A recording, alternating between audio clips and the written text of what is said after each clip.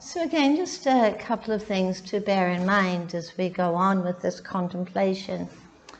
To remember that these 7 limbs of awakening, these are very much interactive qualities. They don't stand alone.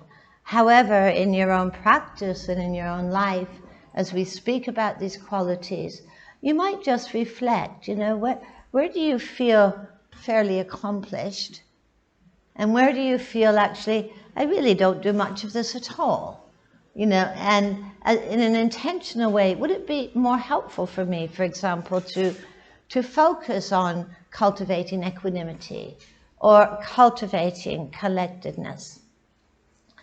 So an encouragement as we go on with this reflection to really have a sense of how it lands in your own life and your own experience, because this is really a moment-to-moment cultivation of this path. It is certainly not something confined to a meditation cushion or a retreat.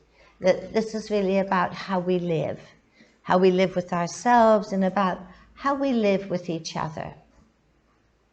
Another way of seeing this path that the Buddha speaks about is that it begins with sati, with mindfulness, but it's also possible to see the other limbs as all very particular nuances of sati itself, rather than as something that is separate from mindfulness.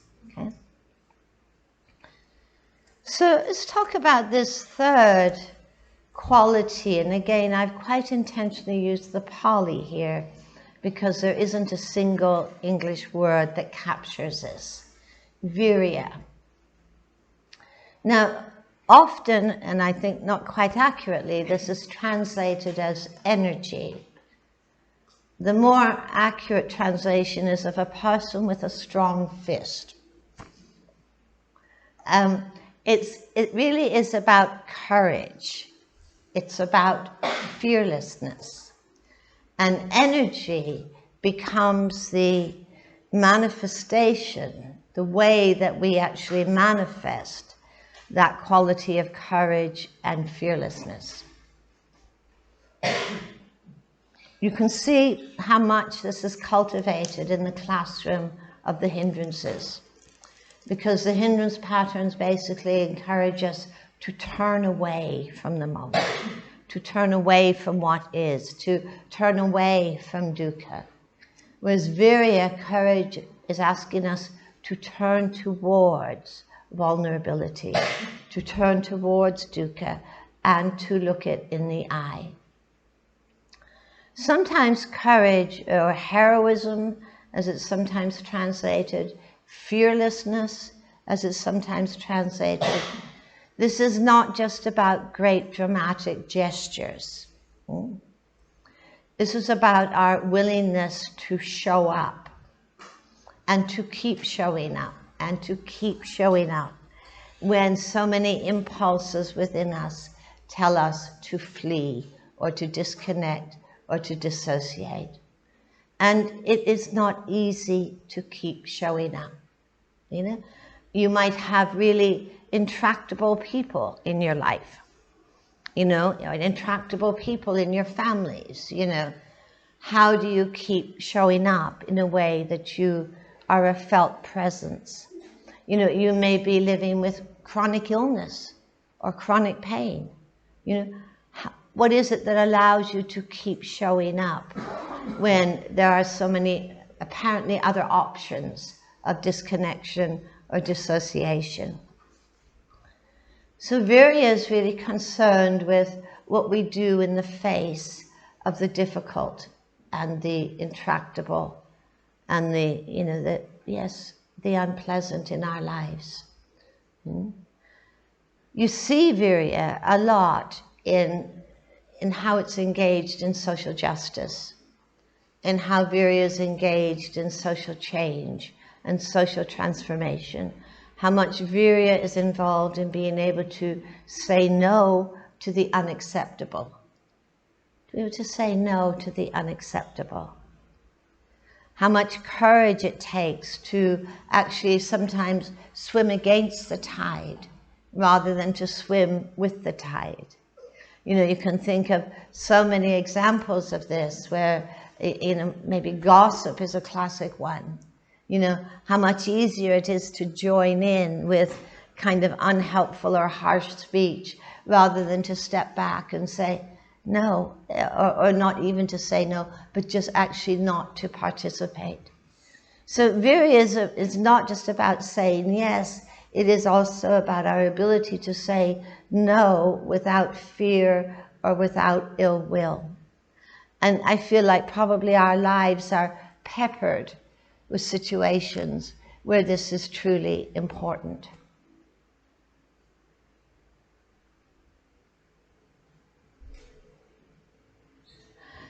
Virya is also about our willingness to show up for ourselves. You know, we can go through so many valleys and peaks in our pathways and in our practices, you know, and we're great meditators when everything's going well.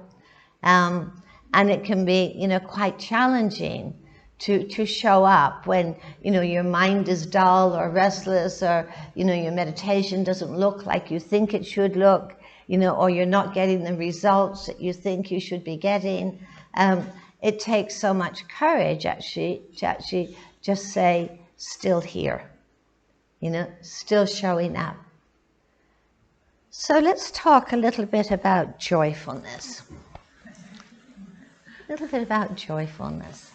One of my favorite themes these days. It's interesting how many places in the text joyfulness is spoken about. You know, the Buddha said that in a mind of happiness, attention finds a true foundation. There's another wonderful quote I came across recently. It says that where there is appreciation, joyfulness is born. When there is joyfulness, the body calms. When the body calms, the mind calms. When mind and body calm, there is collectedness.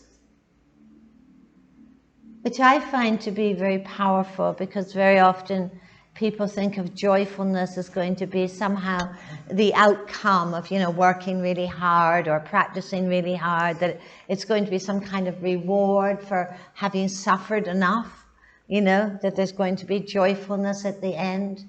Whereas actually the Buddha puts joyfulness very early on in the pathway of inner development, as cultivating the climate of mind in which good things happen, you know, like collectedness and gatheredness and calmness and stillness.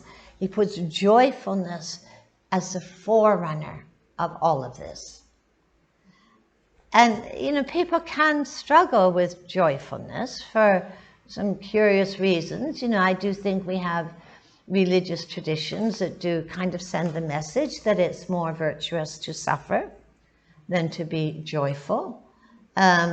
I do feel that there can be that inner voice inwardly that says, you know what, it's way too frivolous to be joyful when so many people are suffering, you know, so many people are having such a difficult time, that somehow I don't deserve joyfulness, that I'm not quite good enough to deserve joyfulness because of negative attentional bias. It's almost like we have a perfect storm of conditions in our life that make joyfulness feel to be something that lives on the horizon, you know, or not for me, you know, or not something to cultivate. I mean, the truth is, as I mentioned earlier, we can't make ourselves joyful, we can't contrive joyfulness, but we do need to learn to make room for joyfulness. You know, and this is where mindfulness is an ally. If you consider the moments in your life where joyfulness is present, those are moments of wakefulness. They're moments of aliveness. They're moments of energy. They're moments when, you know, you're often very present. You know, they're not the moments where your mind is wandering or feeling something's missing or craving or aversion looping. Joyfulness is a renewal inwardly. And it really is something, I think, that we neglect at our peril. I think one of the most inspiring times in my life was, in the early years of my practicing within a group of Tibetan refugees who actually had been through so much and lost so much, and actually were so, where joyfulness was in their bones. And I thought, how can this be? How can this be? You're a refugee in probably one of the poorest countries on earth, in India. You have so little, you've been through so much, and yet you exude joyfulness, generosity, welcome, humor. And I thought, these folks aren't in denial.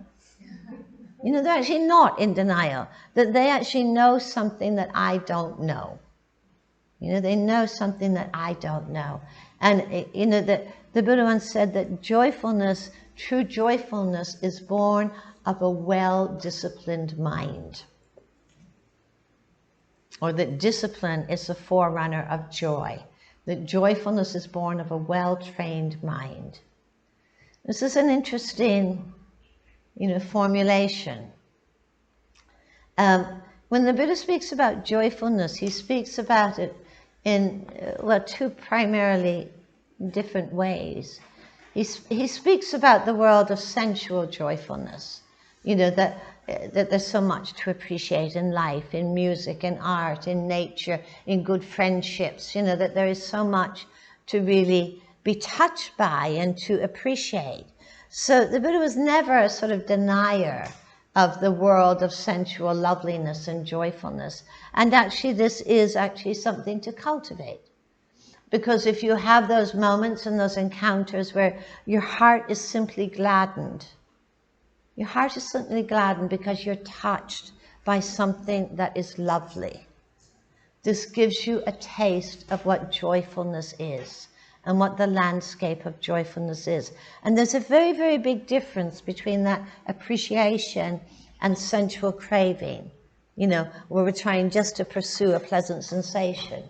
It's really the ability to be touched that allows for joyfulness.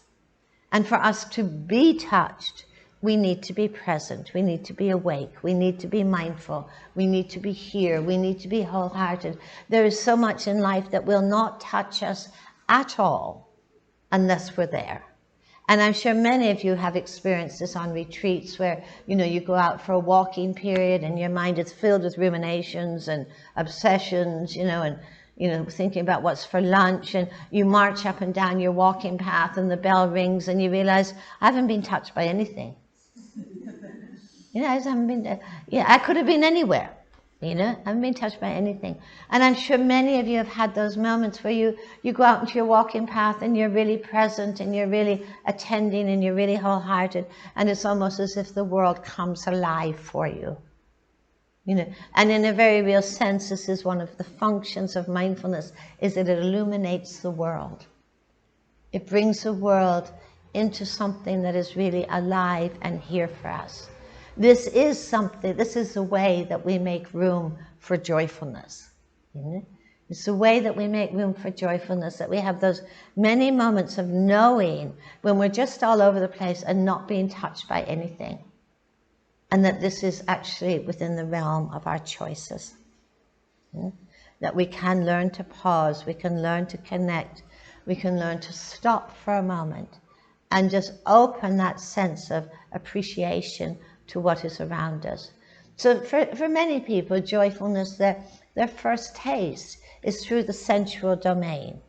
And this is not something to somehow dismiss or demean or feel that it's somehow very, very second rate. Sometimes it is actually it's a lifesaver at times. I remember years ago speaking with someone who, was a very sincere student, very sincere practitioner, about to have surgery for breast cancer. And, I was talking with her and I could see how understandably anxious she was. And she said, tomorrow I'm going to practice all day before I go into hospital. I said, I think you should go to an art gallery. Seriously, not to be flippant, not to be, dismissive, but actually, how well prepared are we for anything in those contracted spaces, So joyfulness helps us to soften. It helps us to open. It helps us to listen. And this is, again, not about some high euphoric experience. The word in Pali translates as gladdening the heart, or the heart of gladness. And then the Buddha also speaks very highly of what he calls non-sensual joyfulness. Non-sensual joyfulness. Actually, the actual translation is non-fleshy joyfulness. But non-sensual joyfulness, and this is inwardly generated joyfulness. Life doesn't have to be perfect, Life doesn't have to be tragedy-free.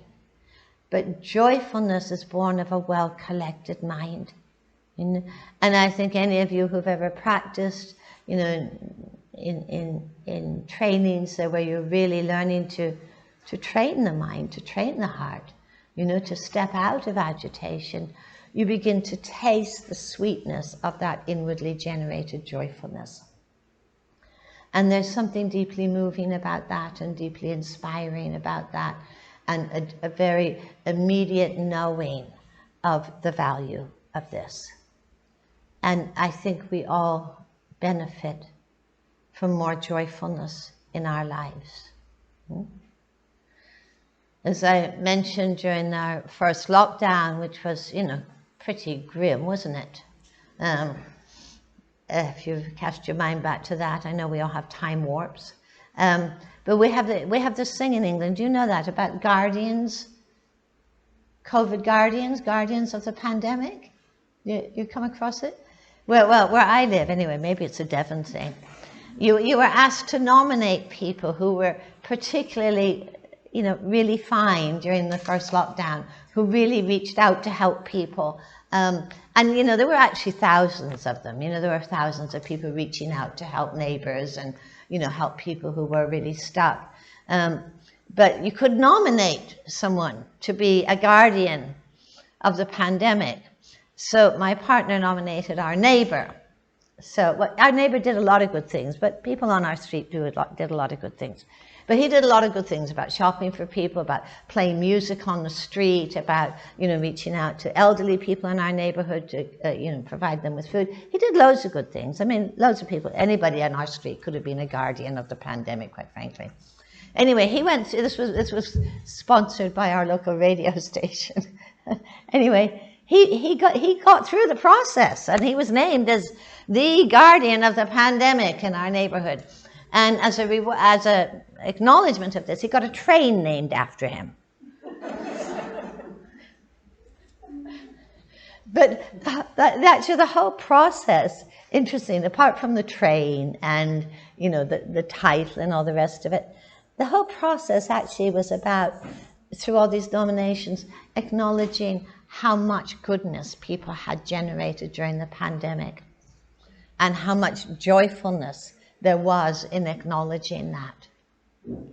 When everything was collapsing and everything was falling apart, a lot of people really shone. A lot of people really shone.